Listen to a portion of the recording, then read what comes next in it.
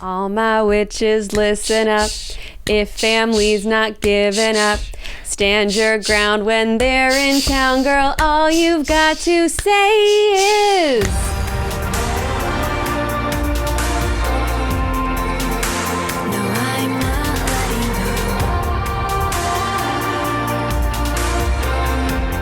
Hello and welcome to another episode of Goddess Hangs. Episode 102. Woo! Oh my gosh. I'm Sadie.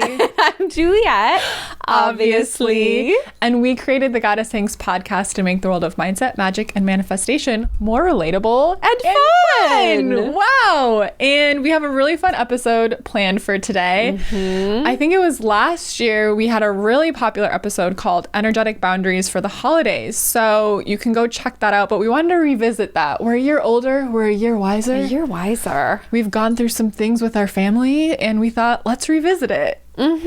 And you know me, I like to understand the science behind the magic. Always. So I have some really interesting things to share about the science of gratitude and something really surprising.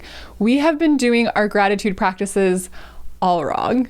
What? Yeah, like completely wrong. And I have the science and I have the way to like make it actually powerful and actually work. And it's completely different than what we've been telling people and what everyone shares out there. It's really interesting. So I'm excited to share it. Okay, I'm ready. I know. Juliet's gonna learn some new things today. Before we dive into that, what's new with you?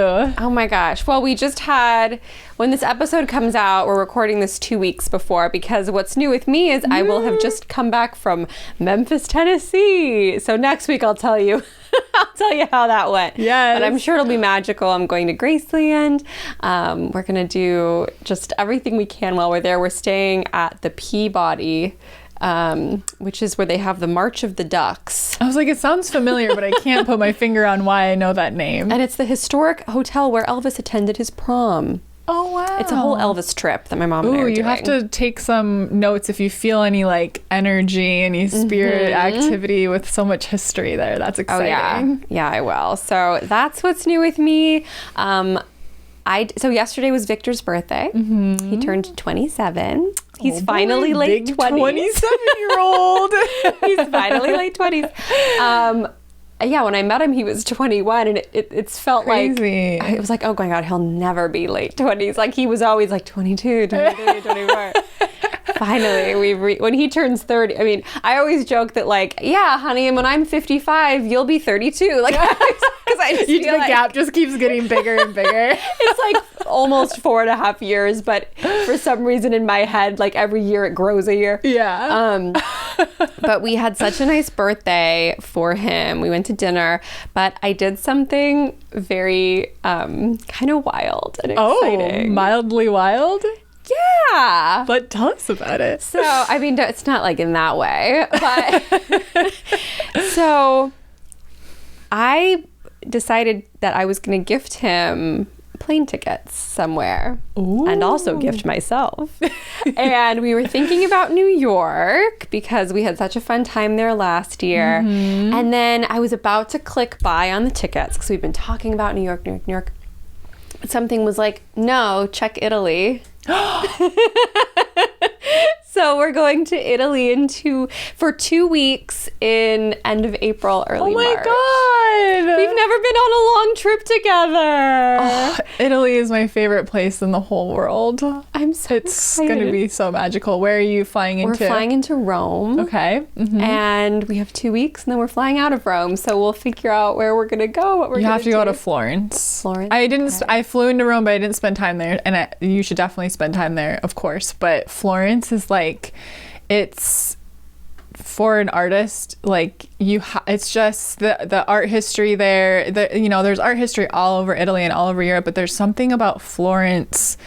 It just, and I went there when I wasn't psychic or in tune with those things, but it's thick with like artistry, creativity. It's so romantic. Like I had to have lived a very like romantic, passion-filled life there, because when I'm there, I'm just like, oh, it's amazing. Okay, I'll add Italy. that to the list. We gotta figure it out. And all the coffee and the food and the pasta and the pizza and the gelato. Oh my God. It's so good. It was one of those things where, you know, when my grandpa passed away, he left me a little bit of money, and I just put it in an account and just let it sit. And I always said it would be like for my wedding dress.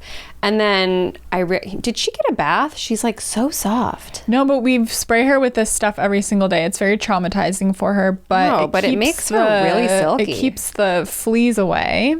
And look how happy she is. Look at every morning she knows when I'm going to spray her, and she clings to me and she starts shaking, and I'm like, it's one spritz, boo, to like, so you don't get sick and you don't itch and you're happy. Yeah, I'm talking about you. Look, I'm touching her butt and she's chill. And look who's so happy. It just, I don't know. I guess she just keeps her cleaner somehow because the fleas aren't attaching to her. She's such a flea magnet. Oh yeah, she's just very clean.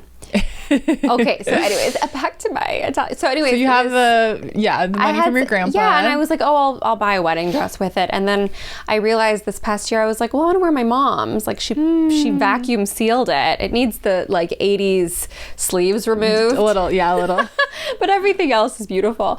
And so I was like, I don't know, I just got this nudge from my grandfather that was like, honey, like go do something, like go enjoy your life. And so it was kind of like a scary investment because it's pricey, it's big, but it felt so activating and exciting. What got me was I've always watched these reels and TikToks of these just, you know, women traveling the world, and I always think, oh, that'd be so cool if that was me. I know. I have a travel the bug only lately. thing that will make that me is if I go for it. Yeah. So I'm really excited. I have so many more things to say about Italy. We'll have a whole Italy episode. I can share more of my stories, and we'll hear about yours, and it'll be, I love Italy. I'm so exciting. So that's, I would say, the biggest thing new with me. And Victor's not he's happy all the time, but like when you get him like a gift, he doesn't have like an over the top reaction. He'll be like, thanks. And so sometimes shopping for him is like, he's not the most like fun person to give a gift to because his reaction is very sweet and very grateful, but it's not like he doesn't put on. That's like surprising that he's not a dramatic reactor. Craig's the same way. Like, I'll bug him, what do you want? Like, you know, what would make you happy? And then he's like, nothing. So I try and it's just like, oh, thanks.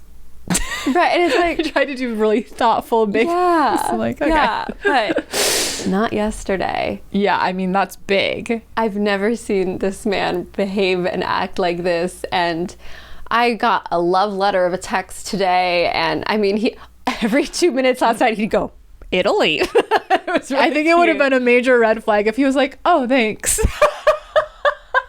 I would have been like, fine, I'll take somebody else. Oh my God. So we're gonna go and I kept thinking about when we were in Vegas last year, and we kept going, Italy. Manifested.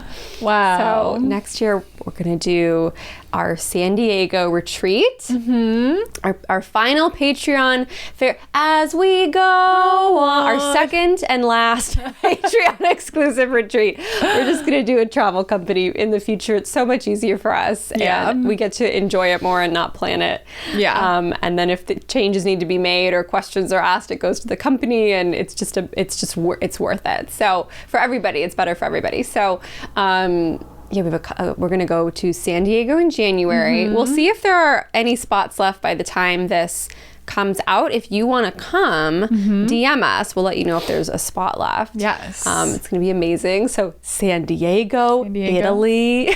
I'm going to Mexico for a wedding with Craig's family in April. And you're going in April? You're traveling in April too? End of April. Well, April, neither of us will be in LA, but at the same time, it sounds like, so we'll have to do some pre-recording or maybe some recording via Zoom on location. That could be fun too. That could be fun. And then Bali in July. And then hopefully over to Thailand. We're just world travelers. So that's pretty much the biggest, newest, most thrilling thing. And And then we also, okay, when again, this is being released a couple weeks late, but this full moon we just went through, oh my gosh, I released so much. I feel like a new person. I also got my period on the full moon, which helps. But I just feel like a new lady, and to like let all that move through me and then decide like, you know what, I'm just gonna do this. I'm gonna do this. Plus we had like heavy rain for the days around the full moon, storms, and we never get that. It does that like maybe once a year. And that just felt like so divine to have the heavy rain, like the 3 days of the full moon energy, and it just like it just never rained, so it just felt like the whole like freaking LA was getting its cleansing, it's releasing. I loved really it. Good. I loved it. So that's what's new with me. Very exciting. What's new with you? Well, I guess I forgot. I was like, I don't have anything with me, but we're going to Mexico. World travelers. And Craig and I, besides me really tagging along with him on a couple tour dates, like we've never really he's come home with me before. I've gone with him when he's touring a little bit, if it's a place that I have a friend or something, but we've never really like gone on like a vacation together.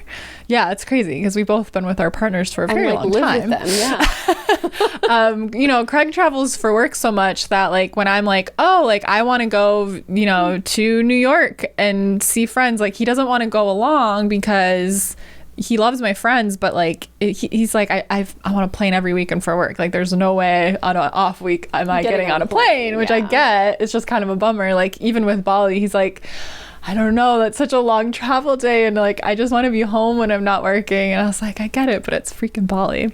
But anyways, so his cousin, because Craig's half Mexican and he still has family that lives in Mexico, so his cousin's getting married, and so we're flying into Mexico City and spending some time there, which I've never been to Mexico City. And his mom's so cute. She's like, we have to take Sadie to do all the best things. We're gonna go to the pyramids and we're gonna go to the Frida Kahlo Museum, and I'm gonna be given the full tour. And then the wedding is in Valle de Bravo, which I guess is a place where a lot of people in Mexico City like go to for their weekend getaways. I think it's like a beautiful lake area. Wow. And his family, I think, has a home there that they vacation in, so we'll be going and seeing that area, and I get to go to the wedding. It'll be super fun, so I'm very excited to do that, and it'll just be fun to go to Mexico with Craig and like be with his family. So I'm excited. The Coven meeting was amazing. I'm just so happy that we did this little bit of a switch up, and before we were meeting once a month and just sort of picking topics based on what we saw coming up in the group and what we felt excited to talk about, but we shifted it to now meeting twice a month, and like before the full moon and the new moon, and it just feels so good to be in the group energy working with the moon's energy. I'm for sure like a lazy witch, and I'll just be like, you know, I'll in my head I'll say what I'm releasing or whatever. Like I still acknowledge the moon cycles, but it feels good to sit together in community and do a ritual and meditate together and be really just more intentional. So I'm just excited to keep doing this, because that first full moon ritual we did together was like so freaking powerful. It was such a good one. Truly people were saying it was the most powerful meditation they'd ever been a part of. And we felt it too. Like I feel very free after that one. So you can always join our coven if you want to work with us and the moon twice a month. It's really fun, it's really magical, it's really powerful. And then we have, so at the time of recording this, Psychic Circle is about to launch. At the time of this episode coming out, it's open. Probably quite a few of you are a part of it. Thank you. Welcome. We love to have you here. And we've also, I believe, completed our first call together. And I'm going to say it went great. Wow, it was incredible. Chills. I actually do have kind of a chill. Like, it's going to be so great. It is. It is. But Psychic Circle is our new membership style opportunity to work with us in intuitive development. And it's great for the beginner to intermediate person who's interested in developing your intuition and even psychic gifts. So we meet twice a month for this mentorship style membership. We're doing master classes, workshops, practice sessions together, and it's just an opportunity to work very closely with us, connect to other people who are also interested in developing their intuition, and it's incredibly cash flow friendly to be in mentorship with us, and we're just so excited. We're so lit up every time we get to hop on live calls with groups of you, so this felt just like the yummiest, most fun way to do intuitive mentorship, because we've been getting just, I don't know how many, countless... I can't even open my door. Yeah. There's so many letters. So many of you. Yeah, no, but there have been a lot of emails, and so this felt like the most exciting way for us to do this. Yeah. So we're so excited to be connecting with you in this new way. So welcome to those of you who have joined us, and if you're thinking about it and have any questions, DM us on Instagram at goddesshangs, or email us goddesshangs@gmail.com. But the link is below. You can check it all out. I know we're already having lots of fun in there. And I think that's all that's new with me. I've just been in the moon energy, relaxing. Craig's been touring nonstop. He's home about 2 days a week, so I've had a lot of alone time. But you love that. You know, I say it, a little bit too much. Oh no! Are you thinking too much? Is that what's happening? I'm just like, wow, I talk to the cats a little bit too much. Hi, lady. And I really should maybe be a little bit more social. You know, just kind of had like cabin fever. And also it was raining. It was raining. Like Saturday I went to go get my nails done, and I was like, Carly, I really needed this. I was like, I know you're on the clock. I'm doing my nails, but I really needed this social time. Like, Craig's barely home, but he's got, well, when this comes out, he's like home from Thanksgiving like through Christmas. He's got like 6 weeks off, which is so amazing. And then the other thing is that I booked my tickets to go home for Christmas for a week, which I'm very excited to see my family. Oh, that'll be so nice. And yeah, that's what's new with me. Just been hanging out with my cats a lot. Missing my boyfriend. Oh, well, she knows. She's being extra sweet. Oh yeah, Boo is so funny. Like when Craig's gone, she barely goes outside, and then when he's here, she's like gone all day. Like she totally is like, Mom needs me.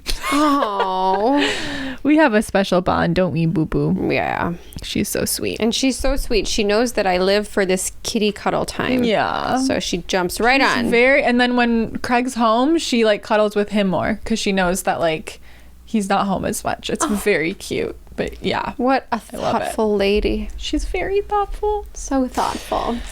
So, you know, I'm just so grateful for Boo. And let's talk about gratitude. Let's talk about boundaries. Tell me how I've been doing gratitude wrong. Okay, so. Or tell me whatever you want to tell us in whatever order you want to tell us. Let's talk about the science of gratitude, which to me ready. is also the magic of gratitude.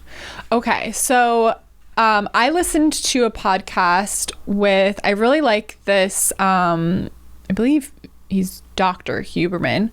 I think his Instagram handle is at Huberman Lab, and that's also the name of his podcast. I really enjoy following him. He's a, oh gosh, now the words are escaping me.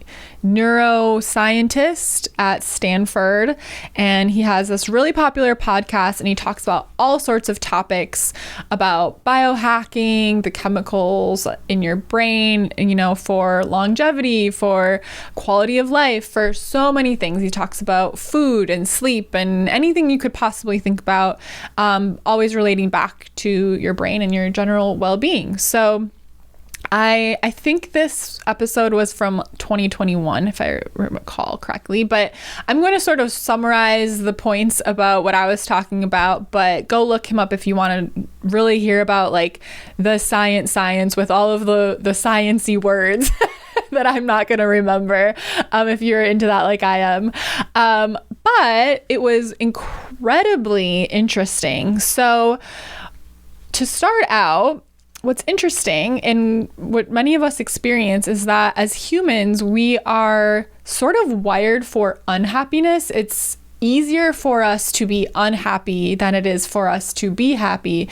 And that's because we're wrapped up in our defense mechanisms. So it's not that it's very scientific. It's like our defense mechanisms have more of a purpose. So they take the forefront. They have more resiliency. They're something that are very like automatic in us, whereas our happiness, our joy, it doesn't serve a survival based purpose. So it's something that we actually have to be much more intentional about, versus our bodies and defense mechanisms, that's for survival. So it's on a higher priority list of our circuitry in our brains, which makes sense if you think about it. Right. The happiness doesn't necessarily keep us alive. It doesn't have a survival-based purpose. So he talks about the pro-social circuits, and these are the circuits in our brain that are related to happiness, closeness to ourselves, and also closeness to others. Okay. And this is basically what we want to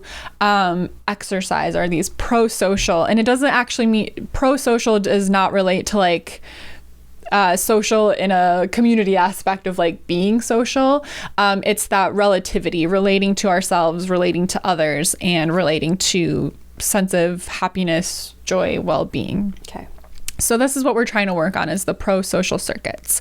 So gratitude, of course, has wonderful mental benefits. We know that, right? Like it brings us happiness. It grounds us in what's good in our lives, but it's also found to have physical benefits, like for our cardiovascular health, for that was one specifically named, but various physical benefits. So we're not just practicing gratitude to like be happy. It's actually good for us in all ways. I love that. It sort of is like how we talk about how different emotions have different frequencies. Mm-hmm, exactly. Yeah.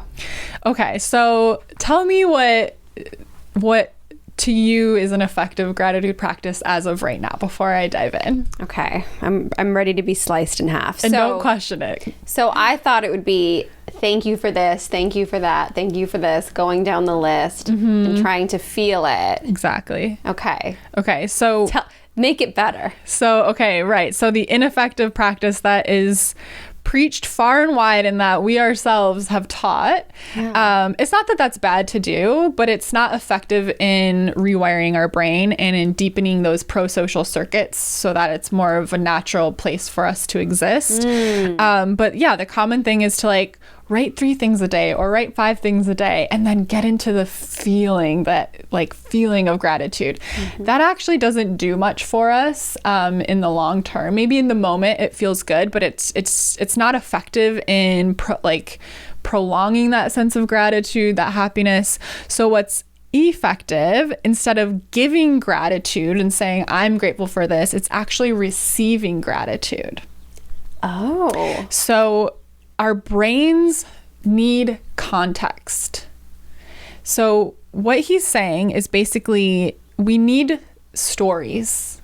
We need to have context to what that gratitude means to us. And he talks about how it activates our prefrontal cortex.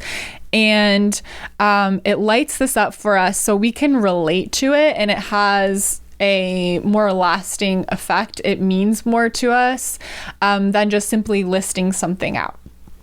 Also, our brain can smell bullshit from a mile away, of course. So we have to practice gratitude in a genuine way. If we don't like our home, telling ourselves, I'm so grateful for my home, I'm so grateful for my home, I'm so grateful for my home every single day has no significant, we could find things we like about our home that are genuine. Like, I may not really like my apartment right now, but I'm really grateful for my cozy bed and the way I've decorated it and made it mine. We can't bullshit ourselves into believing that we're grateful for something that we're not. So we need a story, we need context. It has to be genuine. So as I was listening to this podcast, I was like, okay, but what does this mean? Like, how would I practice gratitude in this new way? So a couple things can happen. We can remind ourselves of a time when we received gratitude from someone else to bring that feeling back. So let's say, and it has to be, again, a genuine sense of gratitude. So let's say we really did something great at work and our boss was so grateful that they gave us a big bonus or some sort of recognition, and we were filled with genuine gratitude. Coming back to that story for ourselves, when we received gratitude and getting in that feeling and walking through those steps of how I felt before that gratitude happened, how I felt during, and how I felt afterwards, that is the effective practice. So it does have to do with feeling, but we need to go back to a story of when we received gratitude. Oh, that is so interesting. Another way we can do this is to listen or read inspiring stories. So we don't have to relate to the story. It doesn't even have to be our story. It doesn't have to be a story where we directly relate it to. In examples of some of the studies is that people were watching stories from people who had survived the Holocaust, had survived other instances of genocide or war, and they were telling the story of somebody coming to help them and the gratitude they felt for that person. And it was an inspiring story of somebody going out of their way. They didn't have to, going to help somebody and take them out of a bad situation and into a good. And, you know, like there's all these, we like to watch like families reuniting after like a parent has been away at war and coming home, these inspiring stories. So you would do the same thing. You would take note of what was the struggle, how you felt and how this person would have felt before they were helped, how you felt before learning like what the good piece of news was, how they were helped, and how does it make you feel to watch that instance. Your heart is warm, your heart is glowing, you see that there's good out in the world. Yeah. So this is the effective way to practice gratitude, which I thought was so interesting. It doesn't have to be looking around and saying, I'm grateful for Boo, I'm grateful for Juliet, I'm grateful for Craig, I'm grateful for, the beach across the street from my home. That actually doesn't do much for us. It's that we have to hear a story. We have to relate to a story. You don't have to relate to the literal story of like, I went through that too, but it gives our brain context and we are able to connect. And through this, we find greater happiness. We become closer to ourselves. We become closer to others because we witness good around us, moments of being helped, being appreciated. And this is what activates your neural circuits to wire yourself to be happy. There's an Instagram account that I follow, and I think it's called Good News Movement. And every day there's a different video of somebody saves the dog from the river, or I mean, it's all, or the teacher who worked for 40 years, they do something amazing for her. And it always makes me feel so good. And that's an effective gratitude practice. So he said that you should do this 3 times a week at minimum, and that you can choose one story, whether it's a story where you felt appreciated, where you received gratitude. Maybe your partner did something really lovely for you, someone at work, someone out in the world. Or it can just be a story you choose. The first time you approach this story, spend more time with it, write down those bullet points of the before, during, and after feelings. And then after that, you can literally spend 1 minute, 60 seconds, 3 times a week, revisiting that story and just moving through those feelings. And that's your gratitude practice. Oh my gosh, that feels like a relief for me, because there is something about the way we were taught how to be grateful that sometimes can feel a little bit like a chore. Like, okay, let me sit down. Let me list all the things. Well, and sometimes... Am I doing it right? Sometimes it feels difficult to find what to be grateful for if you're going through a hard time. And so this really puts it outside of yourself, and I just love that it doesn't have to do with us. It's a very like it goes to show how important like community is and how important like other humans are to us, which I think is really sweet. Is like the effective gratitude practice is to look out into the world and find proof that there's good and that people help each other and that, you know, people are so grateful for other people, and it makes you go, oh, like I'm not alone. I'm not, you know, it's, I thought that was really freaking cute, that the science of gratitude is that it's actually not about us. It's about looking outward and finding that gratitude out there. So this holiday season, whatever you celebrate or don't celebrate, practice gratitude in this new way and circle back. Let us know how this goes and how this feels. It's sort of like how it tends to feel better to give a gift than receive a gift. Because when somebody's like, oh my gosh, thank you, like that feels so good. Right, like you were just saying how Victor was so grateful for his birthday gift. It's like that is a story you could revisit as your gratitude practice, was the way he sent you a long text afterwards and his reaction, and that's going to be scientifically an effective gratitude practice for you to revisit those feelings. How interesting. Right? Oh, I love this. You know, here on Goddess Hangs, we're always learning along with you. We're always learning. I love it. You know, I love the science of things. And like I said, Huberman Lab, it was the podcast I listened to. If you want to go way more in depth, hear way more details about the studies, but and he has so many cool things about so many different topics. Very smart guy. So I'll try to remember to link the podcast. I know I typically forget. We'll see what happens. I'll try to make a note. Huberman Lab. Look that up. There's no link. Just look up Huberman Lab. I'm going to tell you right now. He's great. So informative. I love learning stuff like this because to me too, it's like, I guess it's what this was all about, is that I need the context to why I'm doing something and why it works, right? So when it comes to the way like I like to teach about spell work and magic, like I love to tell you the science behind why it works, because to me I need to have the basis of like why I'm doing what I'm doing. And the same with like anything. It's like if I'm taking like a supplement, if you just hand, like I go to my Ayurvedic doctor and he says take this, this, and this, I have to look up what each of he doesn't tell me typically. He's just like, this is what you need. But when I look them up and I go, oh, this is going to help my skin. Oh, this is going to help my anxiety. I'm like, if I have no idea, I have no like context, I have no relatability to say like, this is why I'm taking this, right? It's like, I want to know why. So I love knowing why and how gratitude is so effective. Tell her why. Tell me why. So that's gratitude. So when you're practicing gratitude this week or in the coming holiday season, remember to look outside of yourself. And you know what, if you are doing like a Thanksgiving dinner with your family, what could be, you know, my family always would go around and each say something we're grateful for, but it would be kind of a cool way to flip it and say something that you're grateful for outside of yourself rather than like in your own life, or like directed at each other.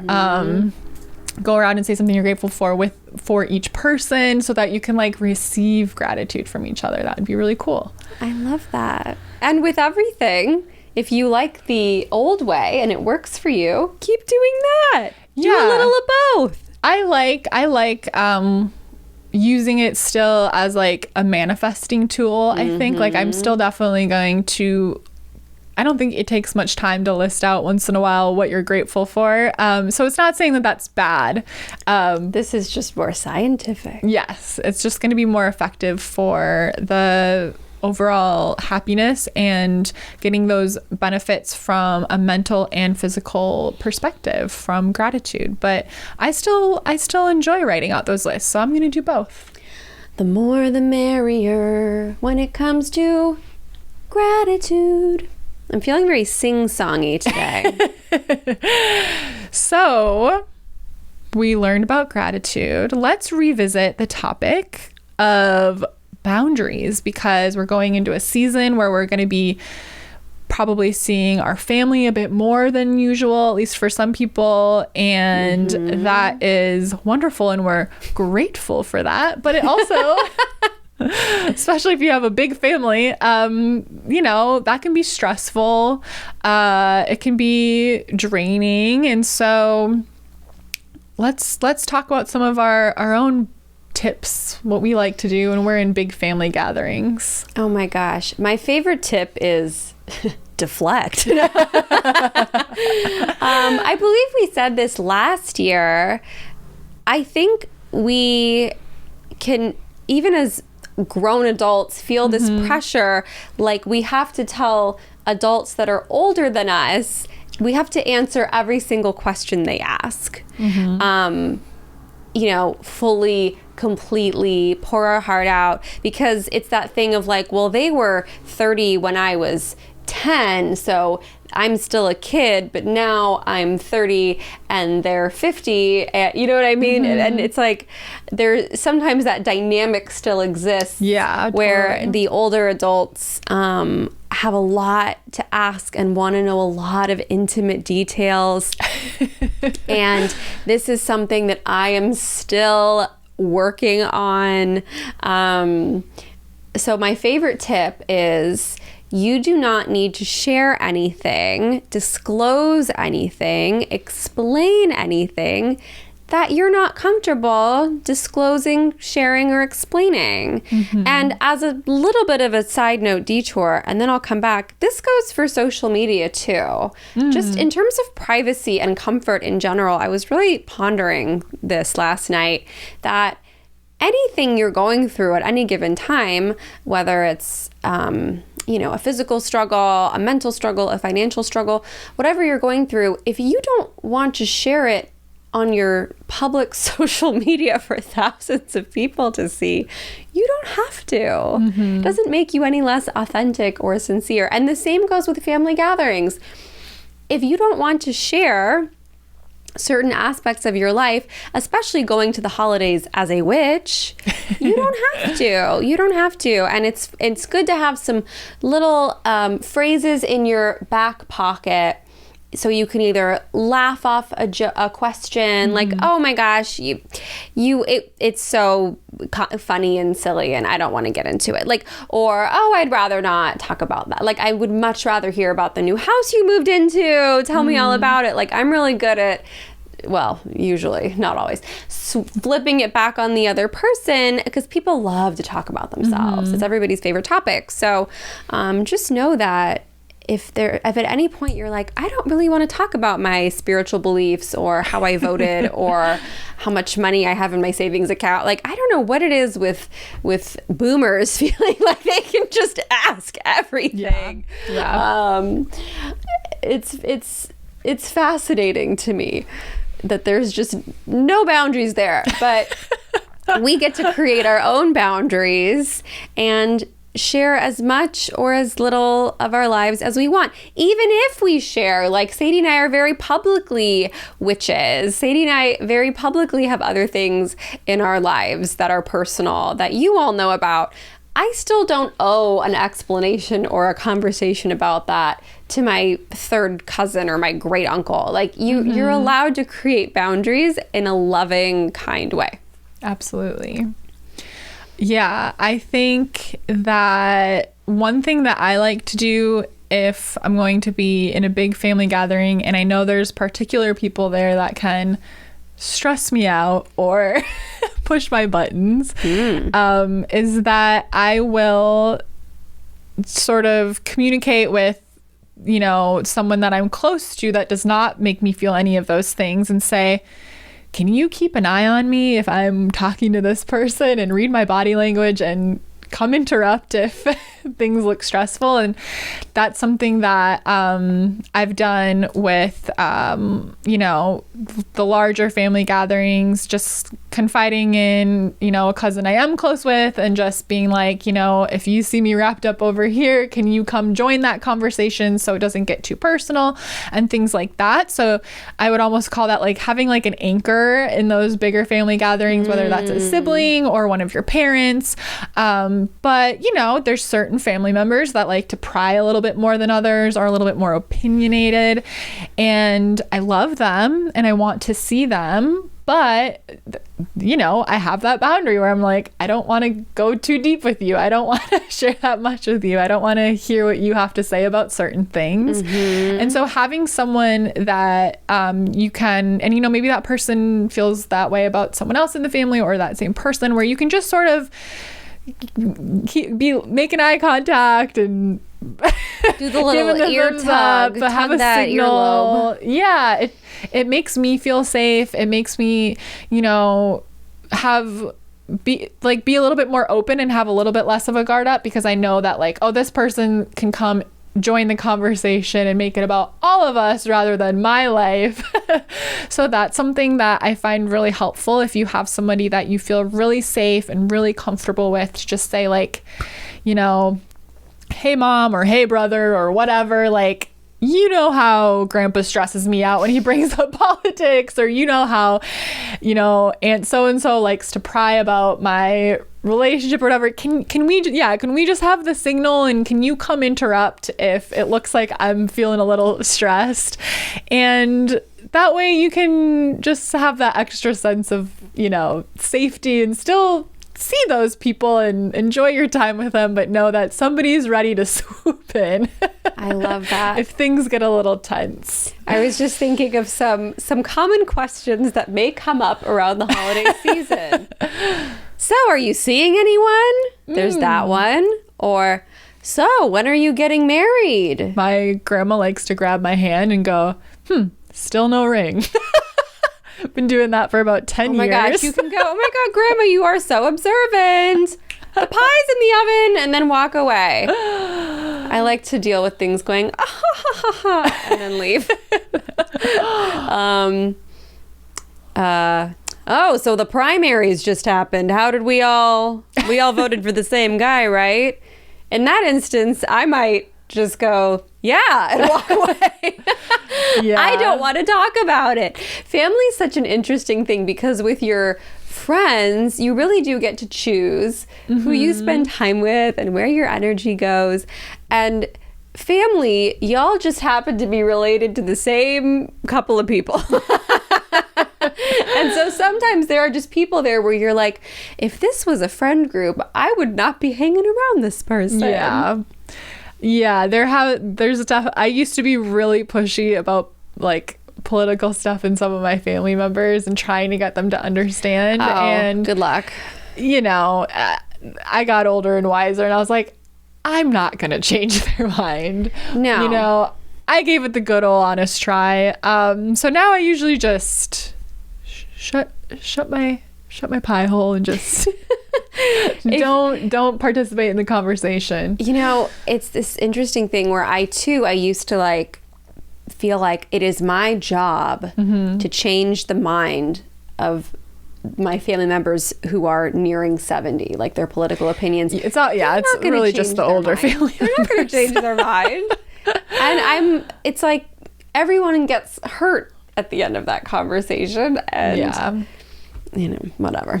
But are there any other things that you, at the end, I want to conclude with the little ditty I wrote in the car, but I'm not ready yet. Let's talk a little longer. So here are some things you can have in your back pocket.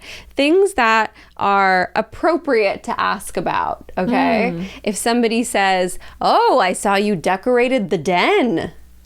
We can talk about decoration. Weather's always a good safe topic.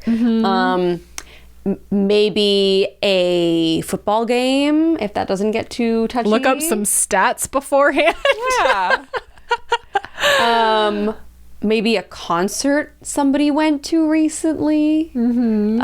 Cousin Dave got a new job. Let's talk about that. Yeah, I think for me, I would always get, and it's still kind of annoying, just everyone asking like, how's work going? How's job going? And now it's like, how's your business going? What is it? What is it anyways? And it's like, it's great. Thanks for asking. So yeah, just feeling it is hard because like it's so weird when you're around family. Like it's, at least for me, it's easy to go into oversharing mode. Yeah, me too. And then I always regret it. So just practicing, maybe you can look in the mirror and practice short answers. Write them out ahead of time. Ooh, you know what's a good one? Let's say somebody asks about work and you don't want to talk about work, right? You can say, oh, it's going good. But you know what? I started taking a pottery class. Yeah. I started taking yoga because there's more to us than just how we earn our money, right? So think about some things that you would like to talk about instead. Classes. The Harry Styles concert. I heard he dressed up as Danny Zuko and looked very tasty. All ages could appreciate that. My family would be like, who's Harry Styles? Oh no. Your grandma would like Harry Styles. Yeah, probably. I had another, what was another one I get asked? Yeah, when it comes to like being pushy about relationship stuff, like my family's, mostly still very Catholic, and like, I live with my boyfriend. We're not married. That's like a no-no.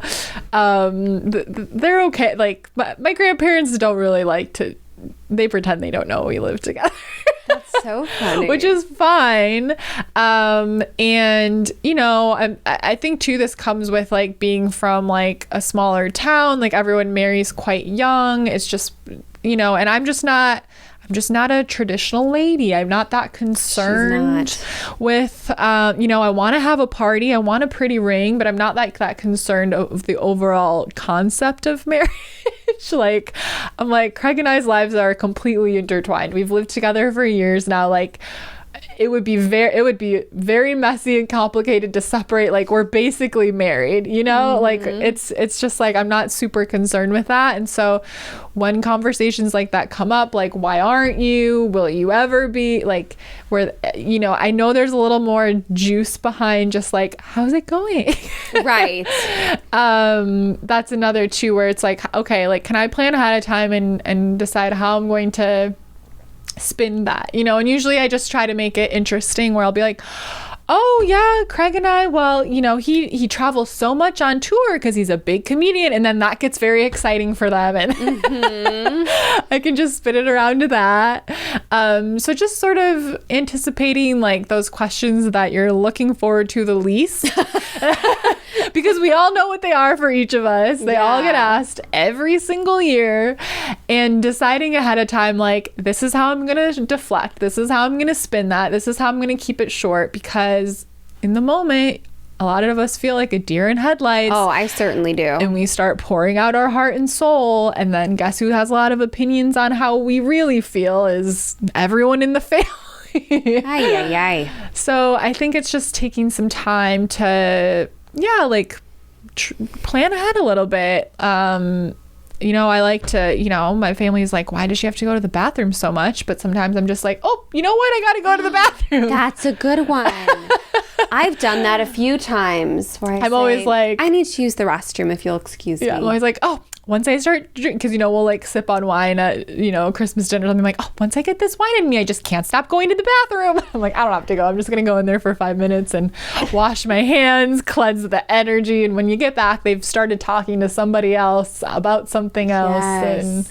And it's interesting. Like, perhaps these are more avoidant tactics. Yeah, right? But I personally, I don't want to start a conflict with a family member on a holiday when we're supposed to just sit around and eat food. I just don't want to be like, actually, that's deeply personal, and I would really rather not answer that. Because I think at the heart of it, people are trying to take an interest in our lives. Yeah. They're trying to, you know, spend time with us. Like, I assume in most situations, of course, not all, there's like, I'm just trying to talk to you and find out about your life. Yeah. So just be prepared. They don't mean harm. They're curious. Very curious. But yeah, it's like, especially if you're like the interesting one in the family. I know. I'm like, my grandma's like, so I'm the Hollywood granddaughter. Oh, so Hollywood Sadie is what they call dating her. the magician. The magician. Now whenever I see my grandma, she goes, I remember that he's not a magician, and I did tell everybody that he's a comedian. And I'm like, great, grandma. I think I already told this. My grandma Olsen's the town gossip. She needs to know everything about everyone. And whenever I hang out with her, like, I have no idea who these people are, but she lives out in the country, and she lives right next door to the farm that you know, my dad grew up on, and all of the farms around her now have been bought up by like Amish and Mennonite families, and she loves being a part of their lives. She helps them all the time, and they pay her in like eggs and baked goods and all this stuff, which are so good when we get to have them. But you know, I'm just hearing all the hot gossip about what's going on with the different Amish families. Amazing. It is so hilarious and fun. Maybe this Christmas I'll try to get a little can you voice get a little recording. interview with grandma? Yeah, I should. And be like, okay, Grandma Olsen, tell us about what's going on. And oh my gosh, I would love that. Going on Hindtown Road. That's what the Hindtown is the dirt road that my dad grew up on. Oh my gosh, this could be a little book series. Happenings on Hindtown Road. The hot goss from Hindtown Road, Clark County, Wisconsin. Oh my gosh. She's like Lady Whistledown from Bridgerton. Yes. She knows everything.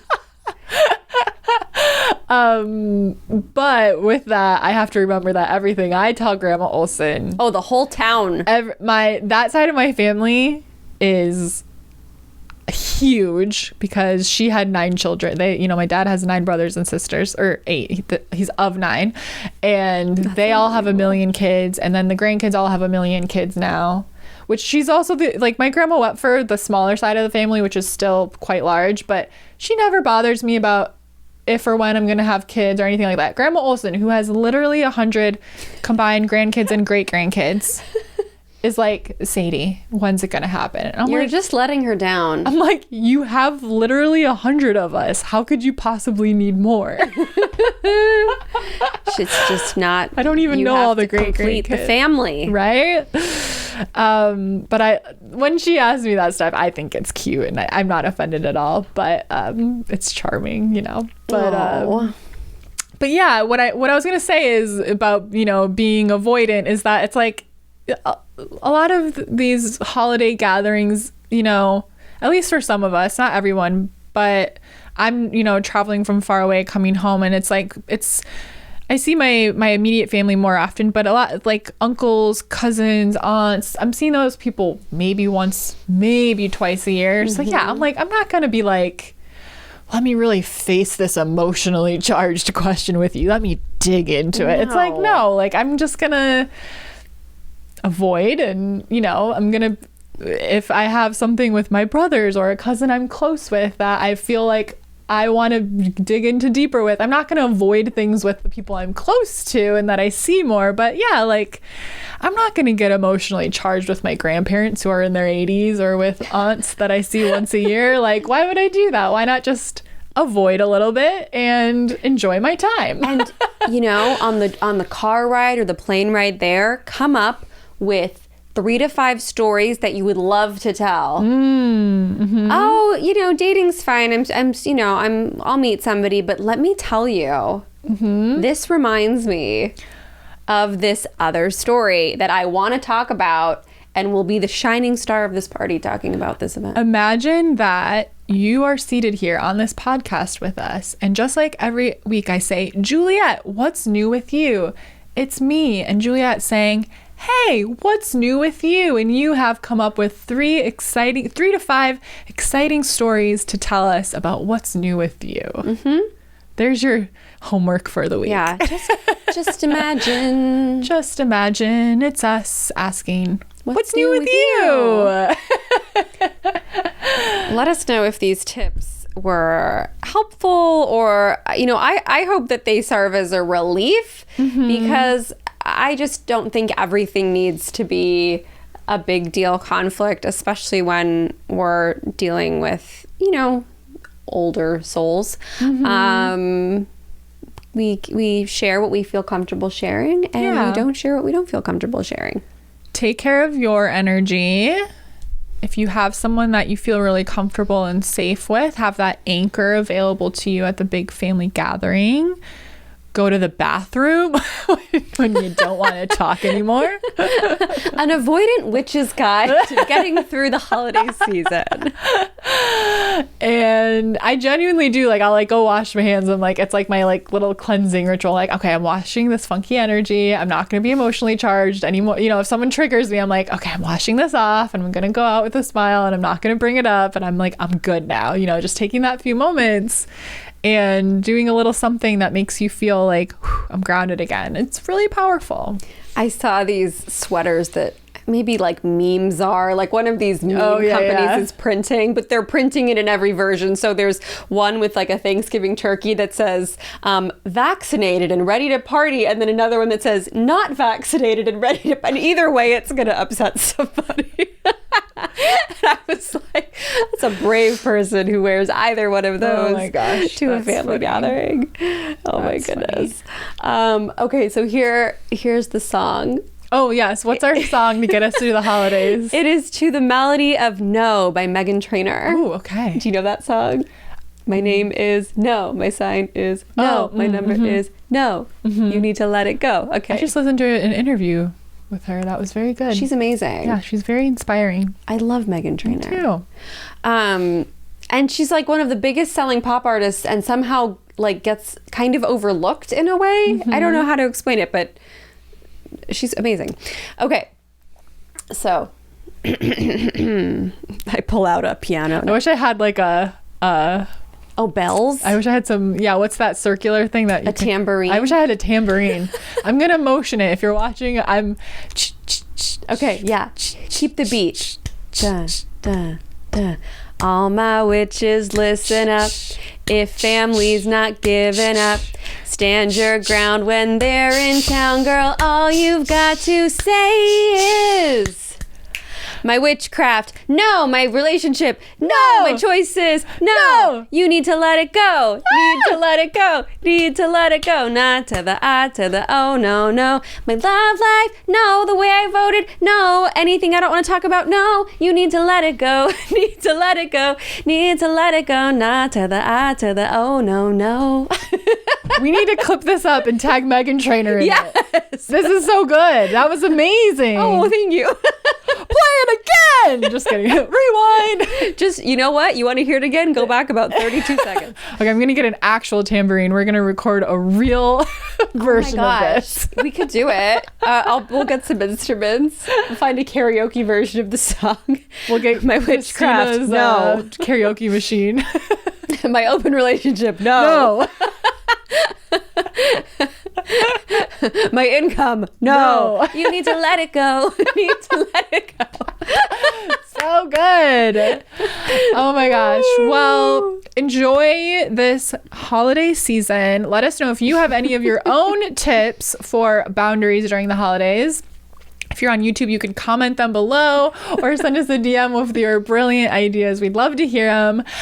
Remember that you can always join us in the Coven, which is your space for meeting other witches, hanging out with us, joining us for 2 powerful moon rituals every month around the new and full moon. And brand new, you can join us in the Psychic Circle if you're excited about intuitive and psychic development.